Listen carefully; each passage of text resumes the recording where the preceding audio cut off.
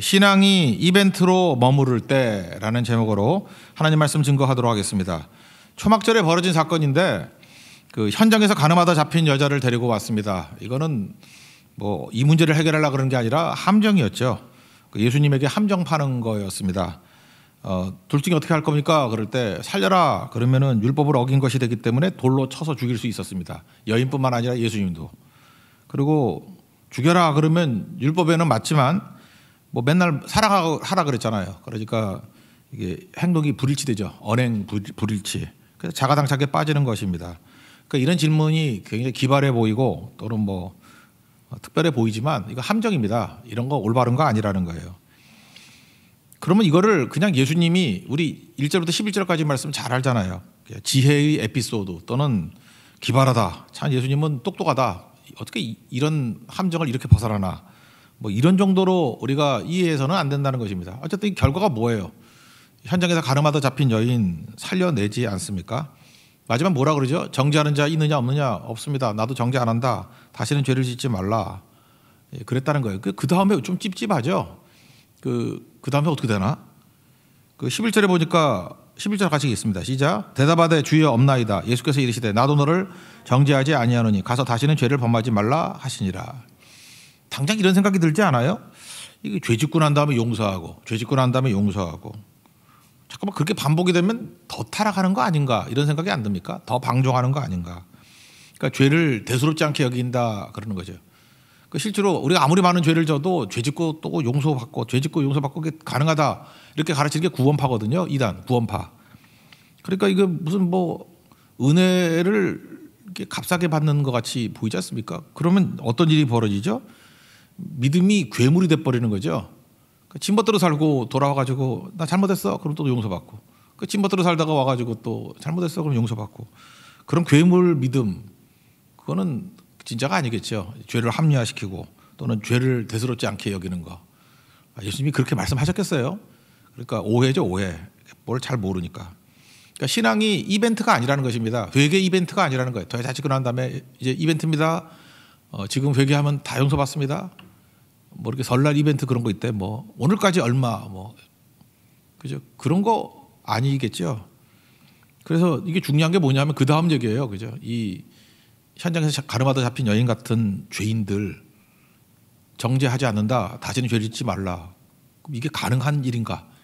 다시는 죄를 안 지었을까? 그 다음에 우리의 신앙의 모습이 뭔가 그걸 살펴야 된다고 생각을 합니다. 초막절이라 그랬죠. 초막절을 좀 알아야 되는데 초막절이 뭐 다 알잖아요. 그죠? 광야 생활, 광야의 은혜를 기억하는 거. 광야가 사막이잖아요. 사막에서 제일 힘든 게 뭘까요?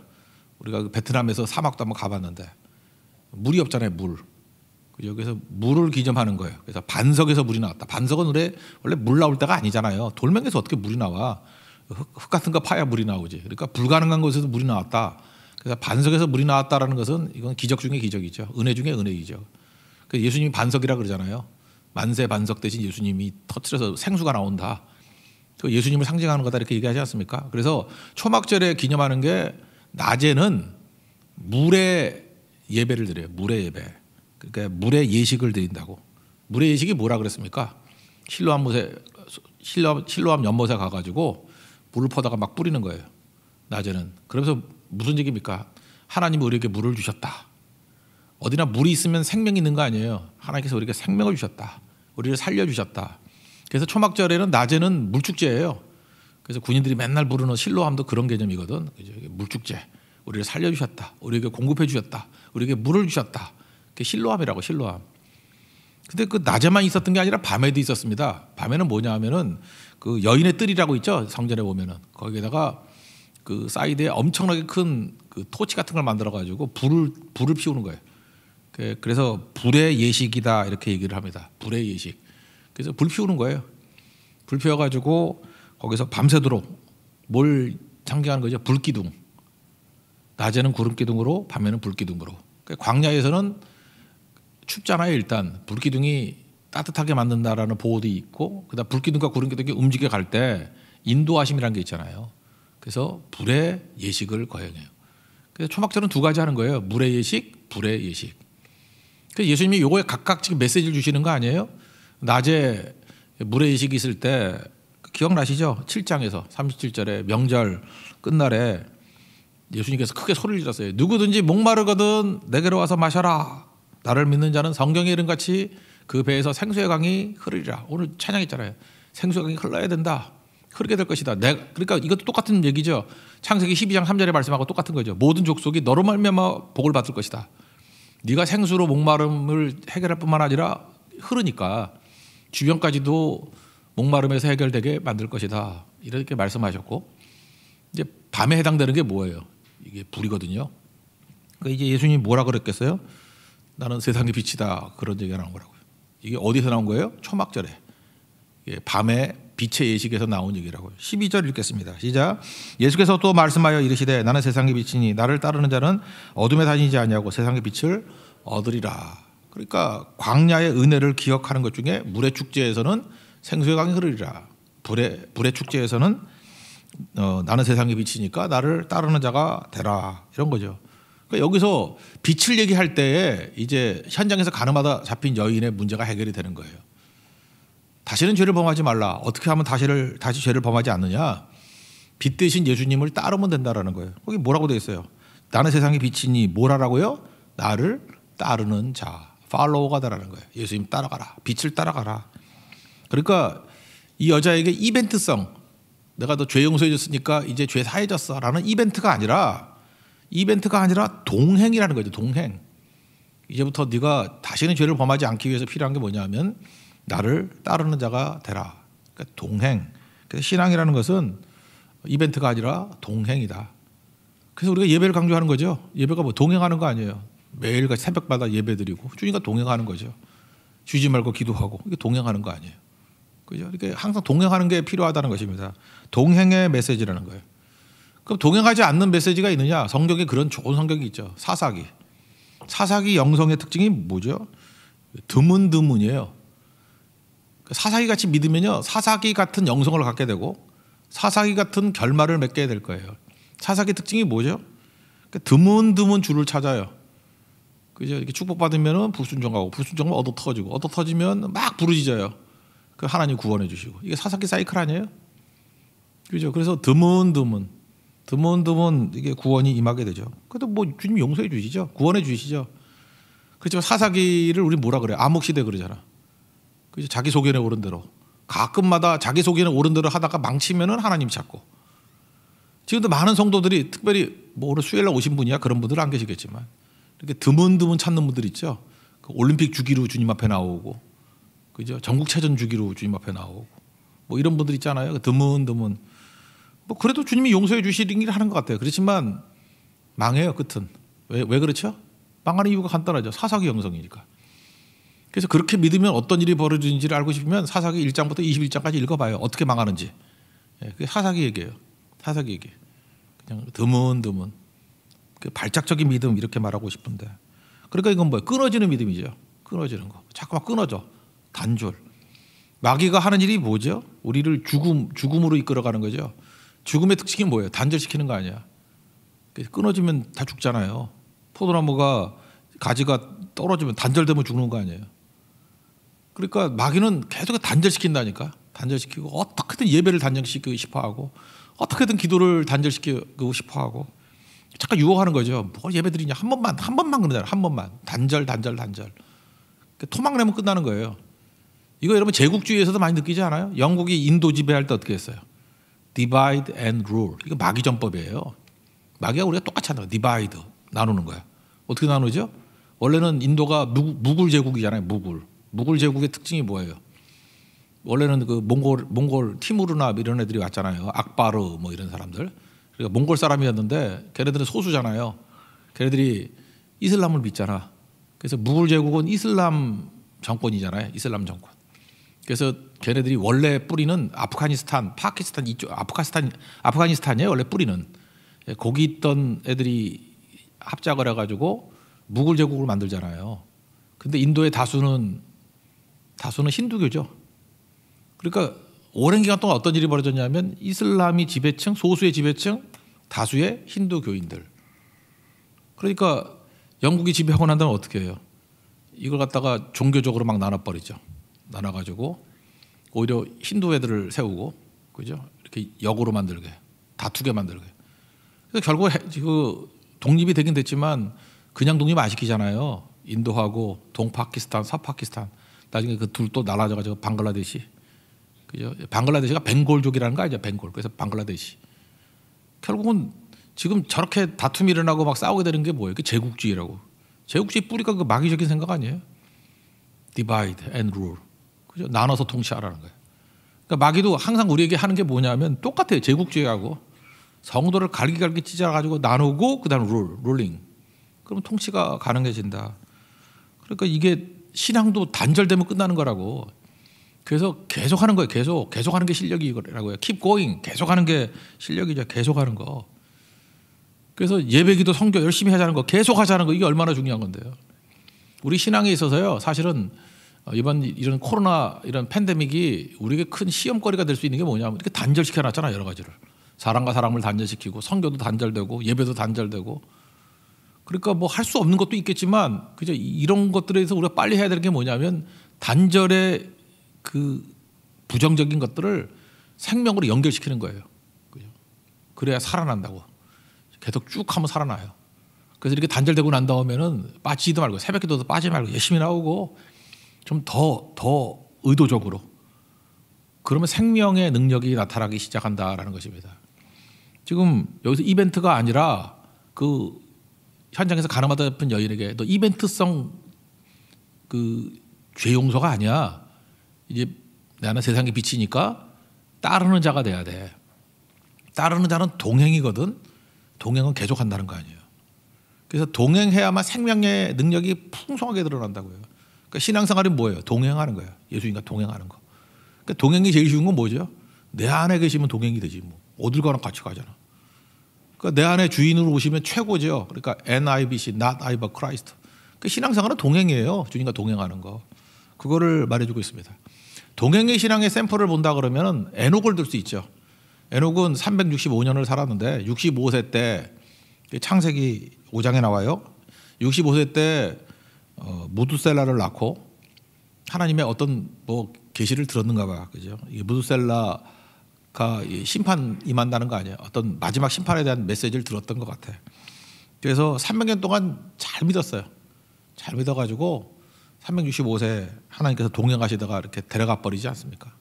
그래서 동행이라는 게 뭐냐면 이게 뉘앙스가 이래요. 65세 이전에는 에녹이 세상 물정 따라가다가 제대로 안 믿었어. 근데 에녹을 하나님께서 높이 평가한 이유는 뭐냐 하면은 그는 이벤트성 믿음이 아니라 동행하는 믿음이었다니까요. 날마다 예배드리고 날마다 주님과 함께 같이 걷는 인생. 그랬더니 하나님이 너무 귀여워가지고 죽은 놈 맛보지 않고 그냥 데려가셨대. 야, 오늘 밤에 우리 집 가서 자자. 그러면서 그냥 데려가셨대. 그게 에녹의 에녹. 이런 거 또 있죠. 레갑저선. 레갑저선은 우리가 금요 철야 때 맨날 살피지 않습니까? 열왕기하 10장에 보면은 예후를 통해서 하나님께서 그 예후 가문을 통해서 아합을 물리쳐 버리죠. 아합을 갖다 오므리 왕조라 그러고 그 다음에 예후를 예후 왕조라 그러잖아요. 4명의 왕까지 있었고 예후 왕조의 1번 지난주에 2번 3번 여호아스하고 살폈죠. 네 번째가 역사상 되게 유명한 사람이에요. 여로보암 2세 BC 8세기에 굉장히 융성했던 왕이라고 예후. 근데 예후와 함께 아랍 가문을 멸할 때 동참했던 사람이 누구예요? 그게 여호나답. 근데 여기 성경에는 요나답이라고 돼 있죠. 예레미야에서는 같은 사람이에요. 여호나답이나 요나답이나 같은 사람인데 예레미야 35장에는 뭐라고 돼 있어요? 그 예레미야한테 시험을 한번 해보는 거야. 이 당시가 한 200년, 250년 지나고 난 다음인데 야 가가지고 예레미야 선지자한테 레갑 자손들한테 야 포도주 먹어봐 그러라 그런 거예요. 그랬더니 포도주 안 먹어요. 근데 이 사람들이 예후 시대 때 여호나답 또는 요나답 그때 결심을 했어요. 우리 가문은 하나님 앞에서 서약합니다. 절대 포도주 안 마시고요. 두 번째 집도 안 짓고 천막에서 살 것입니다. 그리고 뭐 땅이나 밭에 이렇게 뭐 개인적인 사적인 거 안 하고 주를 위해서만 살겠습니다. 라고 했다라는 거예요. 그 중에 이제 단기적으로 알 수 있는 건 뭐예요? 포도주잖아. 포도주 또는 천막에 사는 거야. 뭐 계속 사는 거니까. 그래서 이걸 깨기 위해서 포도주 먹어 그랬더니 레갑 자손이 어떻게 했어요? 그 예후 때부터 있었던 사람들인데 우린 절대로 안 먹습니다. 그래서 하나님이 기뻐가지고 그러잖아요. 야 봐라, 레갑 자손들은 하나님께 약속했던 것들이 시행되고 있지 않느냐. 그런 하나님과 동행하는 믿음이 중단 안 되고 계속 연결됐지 않느냐. 이게 믿음이야, 이렇게 얘기하잖아요. 그러니까 에녹에 대해서 동행의 믿음이 얼마나 중요한지를 보여주시고요. 그 다음 레갑 자손을 통해서 시기열이라고 하죠. 시간 차이를 두고 여봐라, 이게 기독교 명문 가문이야. 대를 이어가지고 말씀대로 충성하지 않느냐. 그러면 이 가문 하나님께 쓰임 받는다는 거예요. 너무 가문 고르니까 힘들어요. 개인으로 얘기 들어볼까요? 그 갈렙 같은 사람, 갈렙 여호수아 14장에 나오잖아요. 헤브론 산지 철옹성인데 이 사람이 이렇게 얘기해요. 여호수아 14장 10절에서 내가 지금 나이가 85세인데 85세 딱 우리 어머니 나이네. 85세인데 45년 동안 내가 하나님과 이렇게 동행했대요. 근데 하나님 말씀을 언제 받았느냐 하면은 45년 전이니까 40세에 받았겠죠. 40세에 내 발바닥으로 밟는 땅은 다 내게 주신다. 이런 말씀을 가슴에 새겼대요. 그리고 그 말씀 붙들고 45년 동안을 동행했대. 그러니까 이게 보통 믿음이 아니죠. 그러니까 어떤 믿음이 단절되지 아니하고 쭉 연결되는 믿음이잖아요. 나는 그 약속을 기억하기 때문에 하나님 앞에 구한다고 이 산지를 내게 주십시오. 안악자손이 있고 아무리 견고한 철옹성이라 할지라도 주님께서 나와 함께 하신다 그러면 말씀하신 대로 그들을 쫓아내고 승리할 것입니다. 그 믿음 아니에요? 그래서 갈렙의 믿음에서 우리가 강조하는 게 뭐예요? 동행이에요. 동행. 쭉 45년 동안 동행된 믿음의 능력. 이게 숙성이죠.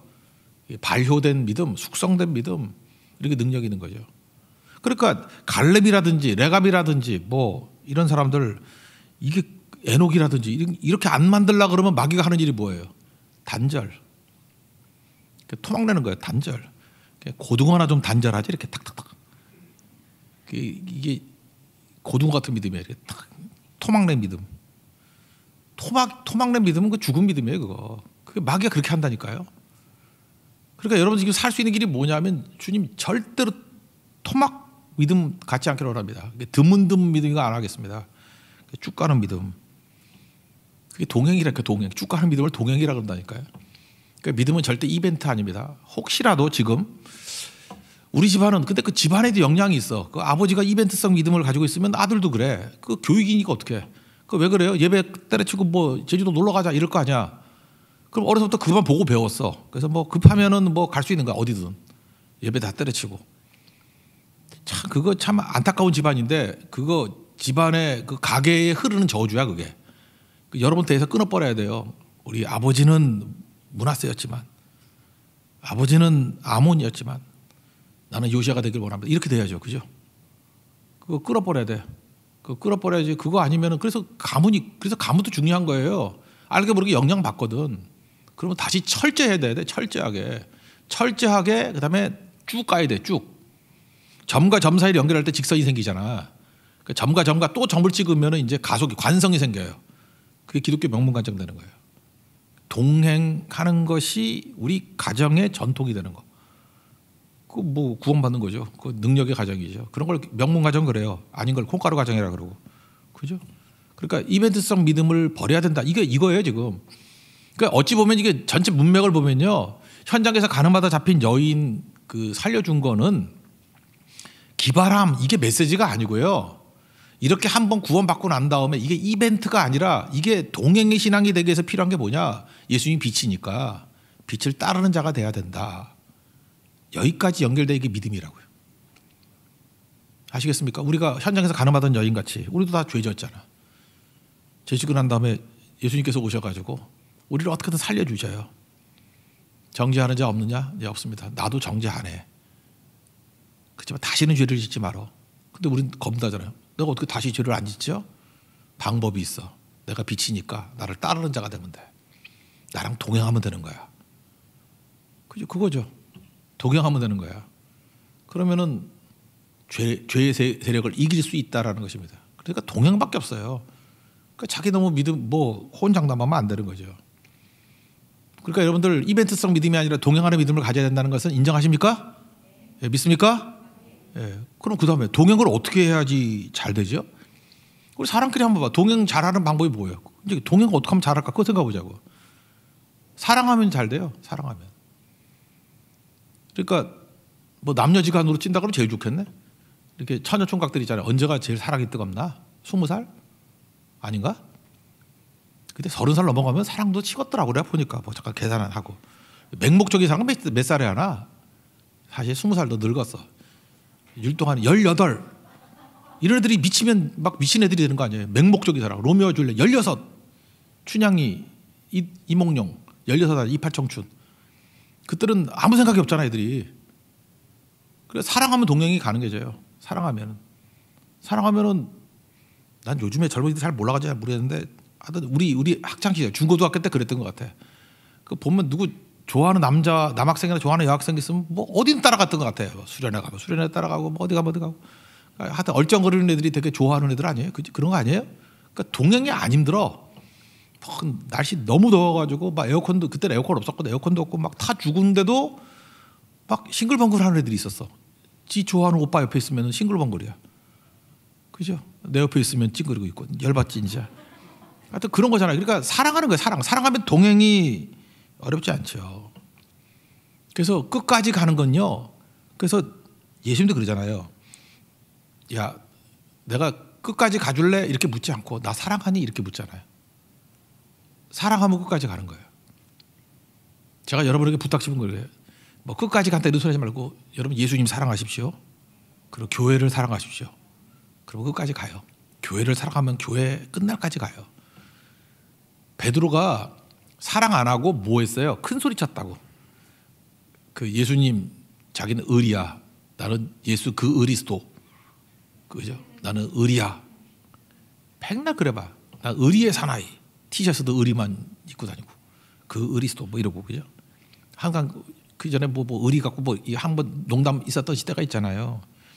여기 사람이 다 주를 버린다 할지라도 나는 버리지 않습니다. 호언장담했죠. 끝까지 가요, 못 가요?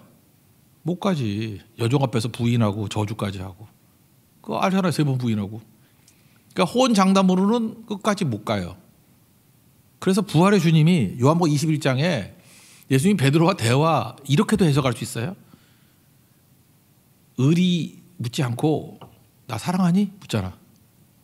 나 사랑하니? 내가 사랑하는지 주께서 아십니다. 내 양을 먹이라. 이게 뭐예요? 너는 이제 끝까지 갈 수 있어. 사랑한다 그러니까 끝까지 간다 그러잖아요. 그래서 어디까지 가요? 너 당할 일 한다고 십자가에 거꾸로 매달려 죽을 때까지 간다고. 그러니까 호언장담하는 사람은 끝까지 안 가요. 지금도 마찬가지야. 뭐 교회와 함께 뼈를 묻겠다 그러면 그냥 닭뼈랑 묻으라 그래. 못 묻어요. 근데 예수님을 사랑합니다. 교회를 사랑합니다. 예수님의 피를 사신 이 교회를 내가 진짜 사랑합니다. 사랑하면 끝까지 가요. 저도 그랬으면 좋겠어요. 이렇게 목사하고 성도들도 이렇게 사랑하면요 끝까지 가요. 사랑하면 끝까지 가는데 호언장담하면 끝까지 못 가. 이익이 개입하면 그 오래 못 가. 그래서 항상 여러분들 지혜롭다 그러면 체크를 해야 될 게 뭐냐면 사랑을 체크해야 돼요. 사랑이 있다. 느끼거든. 우리는 사랑하고 있으면 그들은 사랑했다. 그럼 끝까지 가요. 그는 예수님을 사랑했다. 그러면 끝까지 간다고. 그 예수님이 딴 거 체크 안 하고 사랑하는 거 묻잖아요. 사랑하는 거. 여기 13절 이하에 보면은 그 종교 지도자라고 예수님하고 뭐 대화가 쭉 나와요. 근데 여기 내가 별로 자세히 읽고 싶지도 않은데 뭐냐면 그냥 평행선을 긋는 거야. 예수님은 예수님대로 얘기하고 뭐 바리새인은 바리새인대로 얘기하고. 아까 읽었을 때도 선명하게 머리에 안 들어오죠? 들어와요? 그래서 이거 설교도 잘 안 하지. 왜냐하면 뭐 서로 동문서답하는 것 같아. 왜 그런지 알아요? 사랑하지 않으면 안 들리기 때문에 그래요. 믿음과 사랑은 같이 가는 건데 안 믿으니까 안 들려. 사랑하지 않으니까 안 들려. 그러니까 문답이 평행선을 이루는 거예요. 지금도 보면 그러잖아요. 똑같은 문제를 갖고도 가끔 방송 토론, 뭐 대통령 선거 앞두고 방송 토론하대. 그 똑같은 것들을 가지고 이게 바보들 아닌가? 이게 밥통들 아닌가? 나는 그렇게 생각이 들더라고. 이게 쪼다들 아니야 이거? 뻔한 얘기인데요. 자기의 어떤 그 뭐라 그래? 정치 색깔이라 그래야 되나? 그러니까 극단적으로 간 사람들을 보면은 대화가 안 돼, 대화가. 여기는 명백하게 잘못인데 뭐 딴소리해. 여기 또 딴소리하고. 그래서 들을 것도 없어. 그냥 자기 소리 하다 끝나. 그거 딱 여기 나오는 이 바리새인하고 예수님하고 대답하는 거하고 똑같아요. 왜냐하면 전혀 다른 세계 속에 살고 있으니까 대화가 안 되는 거야. 뭐하고 똑같으냐 하면 요즘에 연애 편지 안 쓰죠. 연애 편지 이렇게 뭐 편지지에다가 이렇게 쓰는 거 있잖아요. 사실 제가 옛날에 알바를 많이 했어요. 연애 편지 대신 써주고 내가 돈도 벌고 좀 그랬었는데 그랬던 것 같아요. 대학교 때. 근데 이제 애들이 이제 그거 대신 써주려고 그러면 이제 자기가 써갖고 오잖아요. 그럼 내가 문장 다듬어 주는 거 좀 해줬어. 나쁜 짓 아니죠. 이거는 성도를 돕는 거 아니야, 친구를. 그죠? 물론 돈은 좀 받았지만 그거는 우정이죠, 우정. 그죠? 하여튼 뭐 큰 것도 아니고 지금식으로 하면 밥 한 끼 얻어먹고 뭐 그랬던 건데. 근데 문제가 뭐냐면 연애 편지를 읽는데 나는 그 여자가 누군지 모르고 그 여자에 대한 애정이 없잖아요. 그러니까 연애 편지는 진짜 그래요. 남이 읽으면 아무 의미가 없어. 연애 편지는 당사자가 읽어야 찌릿찌릿한 거야. 연애 편지는 남이 읽으면 아무 의미가 없다니까요. 그러니까 우리가 예수님을 사랑하잖아요. 그래 예수님 말씀 들으면 우리는 연애 편지야. 막 찌릿찌릿하다 못해 눈물 쏟고 그렇게 은혜가 돼. 또 읽고 또 읽고 줄구고 나중에 외우고. 근데 안 믿는 사람, 사랑하지 않는 사람은 백날 읽어봤자 아무 의미가 없어요. 이게 뭔 소리야? 뭔 뜬구름 잡는 거야? 이게 잘 이해가 안 되면은 요즘에 가끔가다 그 SNS에 보면은 잠깐 이렇게 아기들 사진 올리는 분들 있죠. 아기들. 그러면 그 엄마나 아빠는 애들이 참 예쁘잖아요. 그죠? 근데 솔직히 말해서 엄마 아빠 빼놓고는 예쁘지만 그렇게 예쁘지는 않아요. 여러분 솔직히 말해서 딴 사람 집에서 이렇게 막 맨날 애 사진을 올리고 막 그러잖아요. 그죠? 그러면 그거 되게 스킵하죠. 거기 막 뚜레쳐가지고 아이고 예뻐 미치겠어 이런 사람이 있나요? 있으면 착한 사람이에요. 그냥 그런가 보다 하고. 근데 할머니 할아버지가 되면 더 예쁘다며. 여기도 보니까 어떤 권사님 보니까 맨날 그 손녀들 사진을 올리던데 나는 그 사진을 올리는 권사님을 쳐다보는 거지 애를 쳐다보진 않아. 그 권사님이 더 귀여워. 아, 얘가 뭐 이렇게 예쁘다고 이거 또 이런 거 올리네라고 하는 그 권사님이 예쁜 거지. 애들이 별로 안 예쁘다는 얘기는 아닌데 그렇다고 또 뭐 유심히 보질 않아. 그러니까 나는 애들 보면 구분을 못하겠어. 네 집인지 그 애가 그 애지 뭐. 저한테 어떤 집사님은 자기 이제 좀 늦게 결혼을 했어요. 40 넘어서 결혼을 했는데 애를 하나 낳았는데 너무 좋은지 매일 애 사진을 보내. 그래서 내가 매일 예쁘다고 또 보내줘. 근데 사진을 본 적이 없어. 그냥 예쁘다고만 보내. 그래서 내가 참 문제인데. 그래 이거죠. 사랑 그 정도로 난 사랑을 못 느끼니까 그렇게 큰 의미가 없다니까. 의미가. 요즘에 애기 아니면은 뭐 그런 거 있잖아요. 우리 집에도 그런 것 같아요. 우리 집 강아지 되게 좋아해요. 우리 집 그 와이프도 그렇고 딸도 그렇고. 그러니까 우리 가족끼리는 저도 개를 좋아하니까 우리 가족끼리는 개 올리면 다 기쁘다고 그러고 더 쳐다보고 오히려 사람 올릴 때보다 개 찍어놨을 때 더 많이 봐. 근데 우리 가정을 딱 넘어서는 순간에 그는 그냥 개새끼야. 아무것도 아니에요. 아무것도. 근데 그걸 잠깐만 딴 데 가서 자랑하면 안 되죠. 이게 사랑하는 사람한테만 통하는 거야. 그게. 우리 가정이니까 그 강아지가 사랑스러운 거예요. 이해가 되시죠? 동행 잘하기 위해서 필요한 게 뭐냐면 사랑이에요. 그래서 예수님 사랑하면은 동행 되게 쉬워요. 그냥 쭉 가는 거예요. 쭉 가는 거고 힘들지 않아요. 그 예수님 사랑하지 않고 하나님 사랑하지 않고 예수님 믿지 않고 하는 사람들에게 대화해봐야 그냥 동문서답하고 있다니까. 동문서답도 한번 뭐 들어볼까요? 그러니까 예수님이 이런 논리야. 뭐 굳이 설명한다 그러면 예수님도 참 이해 못할 얘기만 하는데 그냥 하는 거예요.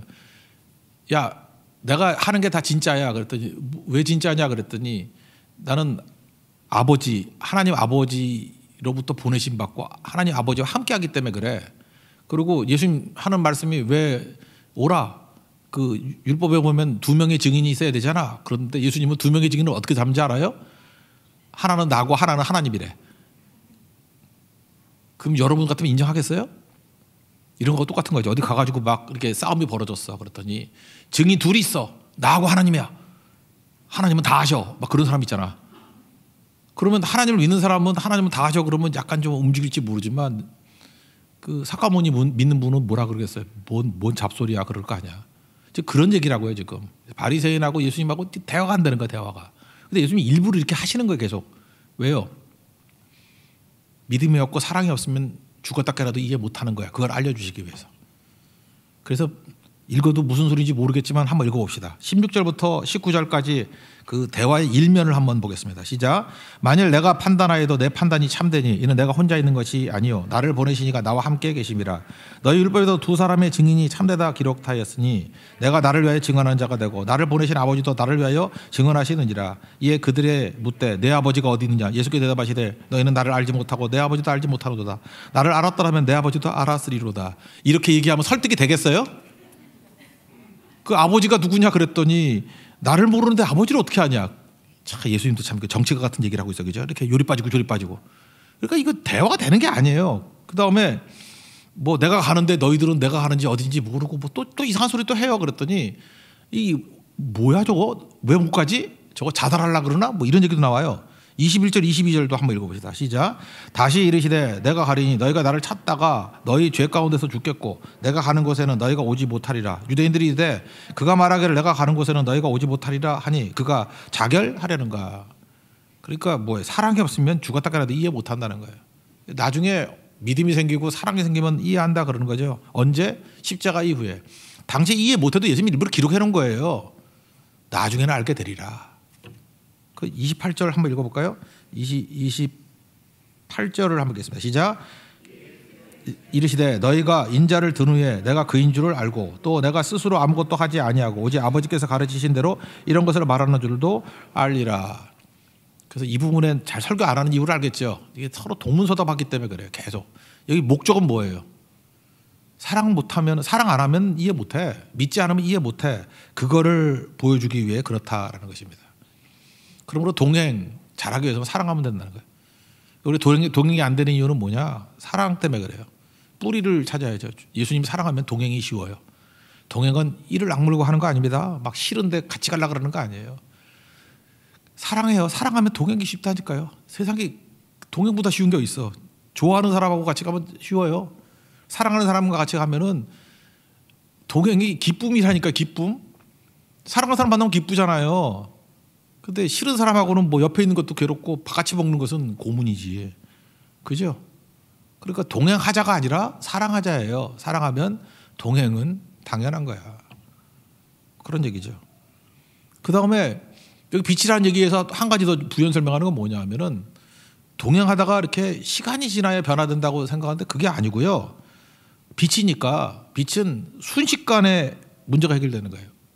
이거 세상이 어둠이라는 걸 전제로 깔잖아요. 어둠에 빛이 들어오면은 시간이 지나면서 이게 해결되는 게 아니죠. 어둠이 몰려가 버리는 거예요. 쫓겨나 버리는 거 아니에요. 빛이 오면 그냥 어둠은 사라져 버린다. 이게 무슨 얘기예요? 세상의 전제가 어둠이라는 거죠. 그러니까 세상은 어둠이에요. 세상은 돈이 지배하고 성공이 지배하고 다 그렇다라는 거예요. 그러니까 우리가 할 일은 뭐냐면 예수님 빛이기 때문에 세상을 이기는 방법은 딱 한 가지라는 거예요. 빨리 빛 대신 예수님을 그냥 심는 거예요. 심으면은 어느 순간인가 그냥 그게 적용이 되는 그 순간에 우르르 물어버린다. 우르르. 이번에 디아스포라 예배 이렇게 했죠. 저한테도 몇 건이 왔는데 한 가정의 내용만 한번 소개해 드릴게요. 저한테 이제 메일이 오늘 왔어요. 왔더니 디아스포라 예배 드리라 그랬더니 거기 안 믿는 가정이었던 것 같아요. 믿는 사람 거의 없어. 안 믿는 대가족인데 다 모여가지고 예배를 드렸답니다. 사도신경하고 찬송, 말씀, 기도. 우리 우리 전체 방에 이렇게 예배 드렸던 거 올려놓은 거 있죠? 아마 담임 목사라고 제가 했던 그 예배를 드렸던 것 같아. 뭐 하찮은 일은 디테일이다. 뭐 그런 거 있었죠? 예, 그거 예배 드렸던 것 같아. 근데 내가 찬송을 잘못 골라온 것 같아. 335장 그랬는데 노래를 몰랐대. 그래서 다 헤맸대.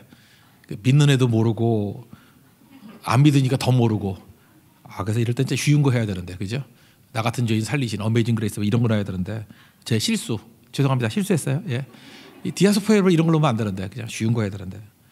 그래서 뭐 설교는 하기 힘드니까 아마 그 틀어준 것 같아요. 그냥 우리 교육자들끼리 같이 예배드렸던 거 있죠. 그 틀어주고 설명하고 그랬던 것 같아요. 그랬더니 그날 하루 종일 예배를 심었잖아요. 하루 종일 가족끼리의 대화가 디테일이 중요하다라가 됐다는 거예요. 매 상황마다 디테일이 중요해. 하찮은 일 하면은 표도 안 나고 끝이 없어. 그러니까 이게 진짜 일이야, 어른이야, 뭐 이러고 뭐 그죠? 이 디테일이 중요해. 그다음에 가족 중에 한 사람이 제가 알거든요. 그 엘르 다녔어요. 엘르. 그 명품 뭐 이렇게 사진 찍어서 올리는 잡지 있죠. 엘르라고. 거기 다녔던 것 같은데 내가 평상시에 주제가 우리 회사 주제가 명품은 디테일이다 그거였대요. The devil is in detail, in the detail. 그러니까 악마는 디테일에 있다. 그게 자기 표였대. 그렇게 얘기했다 그러더라고요. 근데 또 그 집이 이사를 가지고 어디 사요? 아산에 산대요. 그러니까 아산에 갔는데 아산에는 그때 그 설교 중에 이순신 장군 나오지 않아요? 이순신 장군이 아산에 현충사 있잖아요. 그랬더니 바로 옆에 있다고 여기네 하고 그 우연히 일친 것 같아. 하나님 인도하신 것 같아. 거기 무슨 얘기가 나왔어요? 계속 하는 게 중요하다고 그랬잖아요. 이순신 장군의 위대성이 어디 있어요? 전쟁 중에도 일기 썼다라는 거. 근데 일기를 언제 썼어요? 계속 썼어요. 계속. 똑같은 거죠. 단절시키지 않고 계속 하니까 이거 인물이죠. 그래서 영적 이순신 같은 사람이 나와야 된다. 이게 다 연결이 된 거예요. 제가 이 고백을 들어보면서 느낀 게 뭐냐면 이거는 성령이 역사하셨다. 그죠? 이것저것 장소까지도 아산이야. 집이 아산. 거기다가 또 그 하찮은 것은 디테일에 있다. 그다음에 악마는 디테일에 있다. 이게 다 연결돼서 또 그 예배드렸던 그 가정이 원래 다니는 회사가 엘르 다녔다니까. 엘르. 그것도 연결되고 이순신이 연결되고 이것저것 다 연결돼 가지고 그 가정에 예배가 심겨진 거예요. 예배가 심겨지니까 믿지 않는 사람들인데도 하루 종일 예배가 대화가 된 거예요. 주제가 되고. 어떤 일이 벌어졌겠어요? 예배의 힘을 느끼게 되었고요. 고백. 어떤 걸 느낀지 알아요? 영이 살더래. 영이 산다는 얘기를 하겠어요? 믿지 않는 사람들은 영이 살아나는 게 뭔지를 모르는데 영이 산다라는 걸 느낀 거야. 이걸 체험한 거예요. 예배를 들었더니 영이 밝아지고 살아난다라는 거예요. 우리는 맨날 예배를 드려서 영이 살아있기 때문에 잘 못 느끼지만 죽어있는 사람들한테는요 살아있다는 게 뭔지를 금방 아는 거예요. 우리 서울 사람들 저 공기 좋은 데 가면 야 공기 좋다 그러잖아. 하도 그 나쁜 데서만 있었기 때문에. 마찬가지로 혼탁한 데 있던 사람들이 영이 맑아지면 야 신선하다. 왜 이렇게 공기가 좋지? 그 고백이 막 나온다라는 거예요. 잘 보세요. 어둠 한순간에 깨버리잖아요. 예배는 심는 거예요. 심으면 어둠은 몰려가게 돼 있다는 것입니다. 그러니까 여러분 예배를 심으십시오. 그죠? 어둠은요 점진적으로 사라지는 게 아니에요. 그냥 한 방에 날아가게 된다. 이거 잊지 마십시오. 오늘 그 말씀이에요. 예수님이. 그래서 지금 당시에는 아직 예수님 때가 아니기 때문에 이 정도로 맛배기를 보여주시는 거예요. 그러면 너희들이 해야 될 일이 뭔지 아느냐? 현장에서 가늠하다 잡힌 여인 이거 내가 피상적으로 이벤트성으로 용서하고 끝난 문제 아니야. 이게 꾸준히 변화받고 용서함 받은 다음에 꾸준하게 성장이 있기 위해서 필요한 건 동행이야. 나는 세상의 빛이기 때문에 동행해야 되는 거야. 동행 누가 할 수 있는지 알아? 믿음이 있어야 되고 사랑이 있어야 돼. 호언장담으로 안 되는 거야. 그러면 동행이 계속 가능해지는 거야. 그리고 빛이기 때문에 너무 오랜 시간 꽂는다고 생각하지 마라. 그냥 갖다 심으면 어둠은 박살이나 다 물러가게 돼 있어. 이 길 걸어가는 것이 이게 능력이야. 그리고 다시 한번 요약한다면 뭐예요? 지금 초막절이지. 초막절이 이게 왜 하나님이 지정해 준 건지 아냐? 물의 축제잖아. 실로암 물, 생수야. 광야에서도 하나님은 생명을 공급해 주시는 분이야. 또 하나 불의 축제 봤지? 세상의 빛이라는 거야. 그죠? 이 빛, 계속 그 빛을 따라가기만 하면 우리는 동행을 통해서 어둠의 세력들을 이길 수 있는 능력의 종이 될 수 있다. 이게 오늘 메시지입니다. 그래서 뒷부분에 보면 나중에 뭐가 나오죠? 바울서신에 보면 우리는 빛의 자녀들이다 이렇게 나온다고요. 빛의 자녀답게 살라. 그게 세상 우리가 복되듯이 세상을 복되게 만드는 또 다른 하나님의 인도하심의 길이다. 이걸 말해주고 있습니다. 주님께 속한 자 되어서 빛을 비출 수 있는 하나님의 거룩한 종 되기를 축원합니다. 자리에서 일어나겠습니다. 나는 주님께 속한 자 찬양하겠습니다.